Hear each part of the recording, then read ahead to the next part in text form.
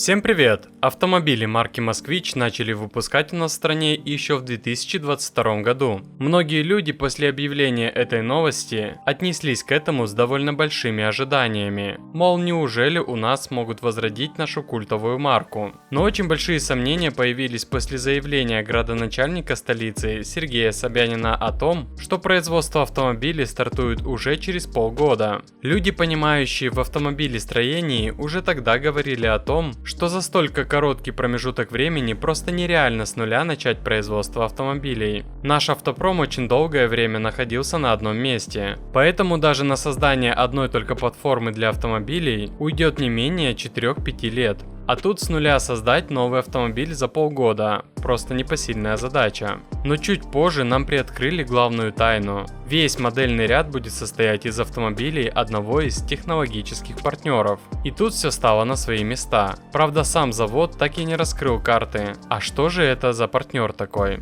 Но после проведения пресс-конференции еще летом 2022 года, где журналистам показали примерно модельный ряд автомобилей, в этих авто тут же узнали автомобили марки JAC. И тут же в сторону завода посыпалась целая волна критики. Мол, как так можно выпускать под нашей маркой китайские автомобили? Представители Москвич говорят, что у завода было два пути развития. Первый, его просто сносят и строят на его месте очередной торговый центр или жилой комплекс. Второй, завод сохраняют, но в кратчайшие сроки на нем начинают производить новые автомобили. Так как французы ушли от нас в том же 2022 году и отдали безвозмездно завод правительству Москвы, то заводом можно было распоряжаться как угодно. Но сносить завод не хотели, ведь на нем работало несколько тысяч человек, а уволить всех и оставить без работы перспектива не самая лучшая. Все же у многих людей ипотеки, кредиты, семьи, поэтому перезапуск был оправдан подобным решением о запуске сборки китайских автомобилей.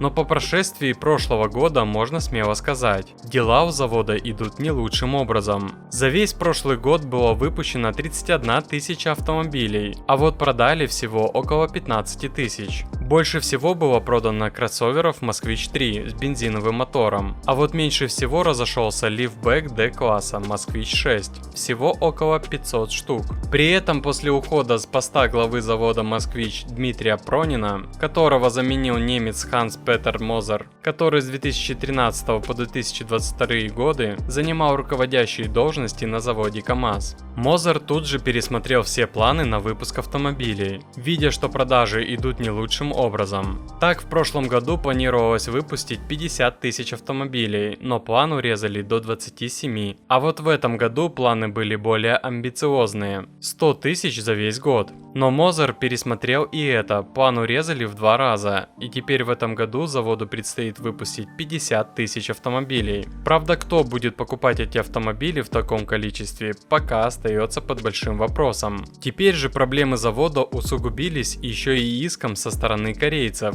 С завода Москвич требуют 128 миллионов рублей, а иск уже подан в суд. Но при чем тут вообще корейцы? Оказывается, корейский производитель оснастки Sila Engineering еще в 2020 году поставил на завод Renault Россия необходимое оборудование, а вот оплату за него так и не получил. Но неужели это какой-то хитрый ход от корейцев? Оказывается, нет. Все претензии имеют юридическую силу, так как юридическое лицо не сменилось. Изменениям подверглись лишь названия, а также сменились владельцы. Поэтому, несмотря на то, что оплату не внесли французы, теперь с этим долгом предстоит разбираться заводу Москвич. А вы знали, что на Автоспот можно найти не только лучшее предложение по стоимости ТО, но и посмотреть рейтинг сервиса и отзывы реальных клиентов?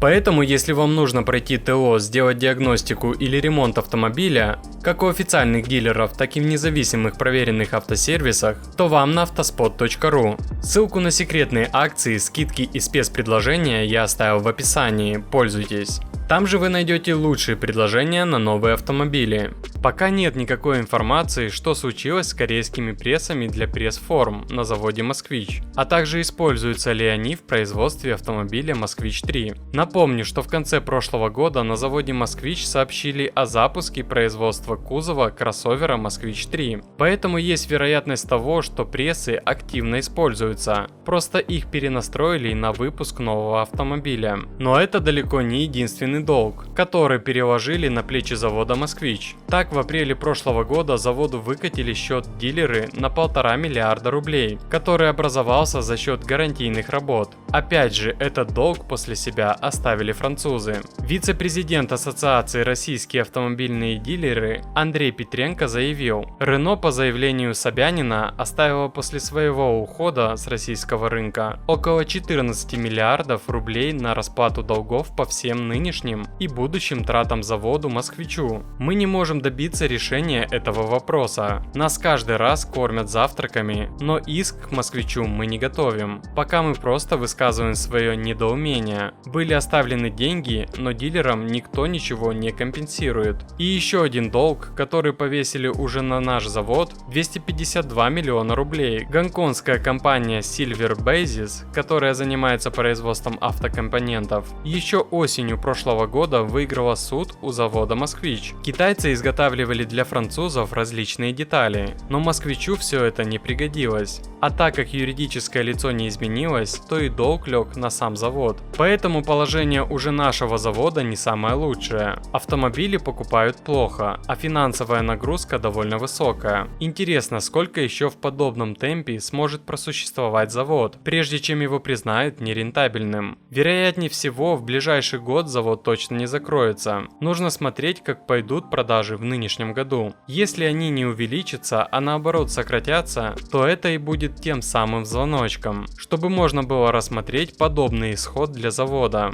А как считаете вы, нужен ли нам завод «Москвич»? Пишите в комментариях.